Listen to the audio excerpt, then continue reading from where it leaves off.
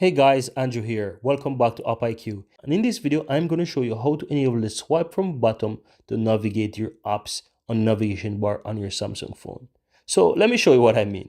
Do a swipe up and go to settings. Then tap on display. From here, scroll all the way down to where you find the navigation bar. Tap on that. Now you have swipe gestures. Currently, mine is set to buttons, and if you look at the bottom of my phone, you have the buttons which allows you to go back, to minimize, and also to change apps, right? So in order to change this, as you can see from the gesture, you can tap on swipe gesture. Then once you enable swipe gesture, simply click on more options. Now here you will have the option that says swipe from bottom. And once you enable swipe from bottom, this is going to allow you that whenever you want to access each of those features, you simply have to swipe from bottom within that particular area to do the particular task.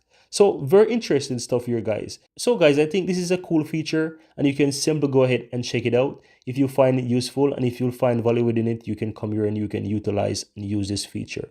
So guys, thank you for watching. Give this video a like and see you next time.